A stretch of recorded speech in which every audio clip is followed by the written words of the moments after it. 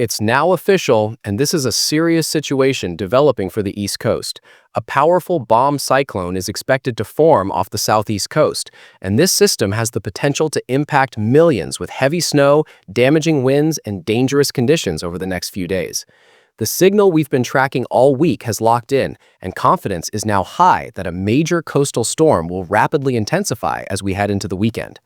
What makes this storm stand out is bombogenesis, and while the word may sound dramatic, it is a real scientific process. Bombogenesis occurs when a low-pressure system strengthens by at least 24 millibars in 24 hours, and that rapid intensification is a clear sign of a storm becoming extremely powerful in a short period of time. When this happens, the impacts tend to be concentrated and severe, and usually someone ends up dealing with a combination of heavy snow and very strong winds. This storm is expected to form off the Georgia and South Carolina coastline early Saturday, intensify rapidly Saturday night, and then race northeastward, passing just southeast of Cape Cod by Sunday morning. Once the storm begins to strengthen, it is likely to move quickly, and that fast movement combined with rapid deepening is why impacts could escalate very suddenly from Saturday into Sunday. One of the biggest differences between this storm and the last system is the wind. There is growing confidence that true blizzard conditions could develop, especially near the Outer Banks of North Carolina, and there is also potential for similar conditions near Cape Cod. Wind gusts in these areas could reach extremely dangerous levels, significantly reducing visibility and making travel not just difficult but potentially impossible at times. As the storm develops, an enhanced risk of at least moderate winter storm impact stretches from Columbia, South Carolina, through Asheville and Greenville, and eastward through Charlotte, Raleigh, Richmond, and Virginia Beach. If you are in this zone, snow is the main concern. This is not shaping up to be an ice or freezing rain event. Temperatures will be cold enough to support snow, and snowfall could become heavy at times as the storm intensifies. As the system moves northward between Sunday and Monday, the primary risk area shifts closer to the coast. Some locations farther inland may only see lighter snow or flurries, but impacts will still be possible. From Washington, D.C. through Delaware, there is a risk of flurries, gusty winds, and some coastal flooding. New Jersey and New York City may also see some snow, but the most significant accumulations are expected farther east. The highest snow totals in the Northeast remain most likely in southeastern Rhode Island, Cape Cod, and down East Maine. Boston could see snow as well, but the sharp cutoff in this storm means that small shifts in track will determine who sees meaningful accumulation and who sees very little. Farther northeast into Canada, impacts increase again, with the potential for heavy snow and strong winds. Looking at how this system evolves, the first phase begins with a thin band of snow developing Friday morning. This initial snow is part of a multi-phase setup where energy pieces gradually come together. As the storm matures, moisture increases on the southeastern side of the low, and snow coverage expands rapidly. By Saturday morning, the system becomes fully organized, with moderate to heavy snow developing across northeast Georgia, the higher elevations of North Carolina, northwest South Carolina, and eastern Tennessee. Snow then spreads into the Piedmont, where accumulation rates may increase quickly during the day. By Saturday evening, the European model shows a significant snow event unfolding across much of South Carolina, with several locations potentially seeing snowfall amounts they have not experienced in many years. Snow also expands into southeast Virginia and parts of southern Maryland and Delaware as the storm continues to strengthen offshore. By early Sunday morning, conditions near the coast could become extreme.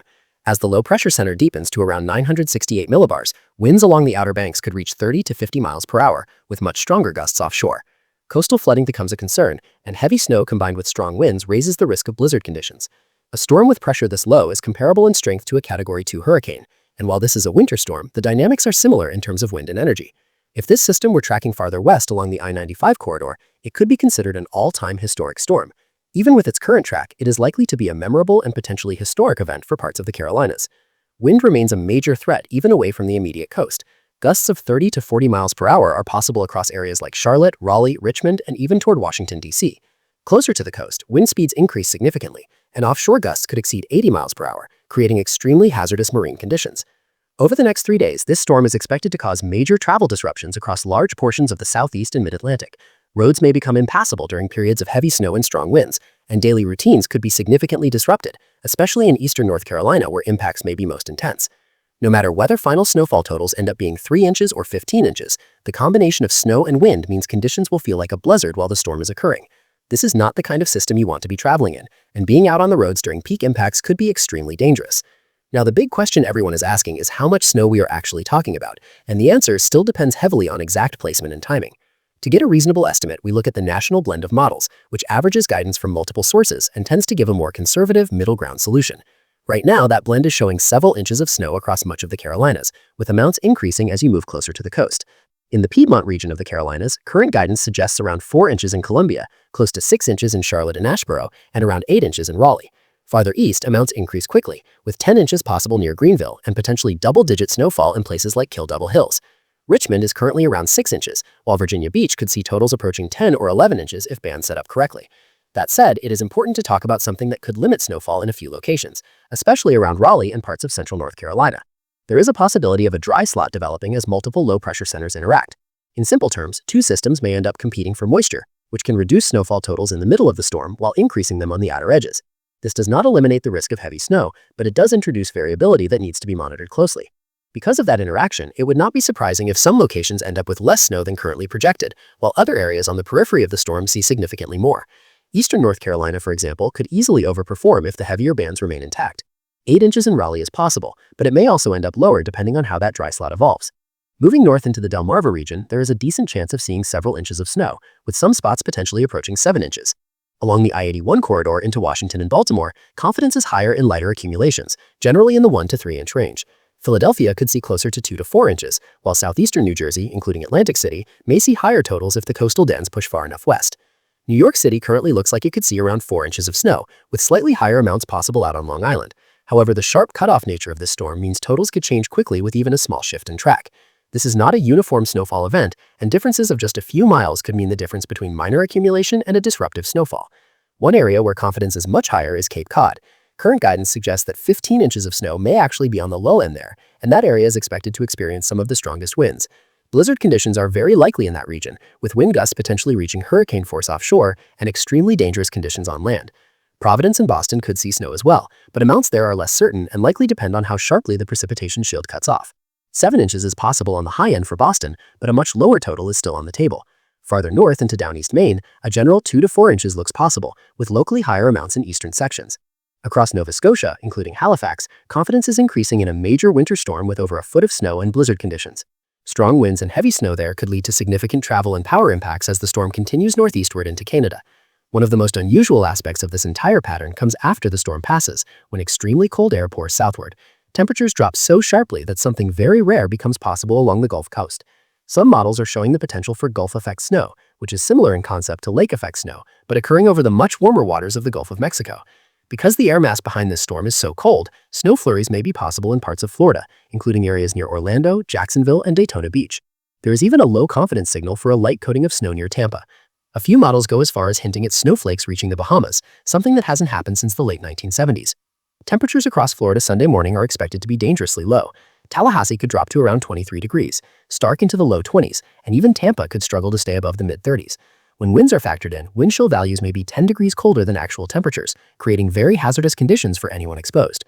This is not casual cold. Hard freeze conditions are likely along Florida's nature coast, with freezing temperatures potentially reaching into interior sections near Tampa and Orlando.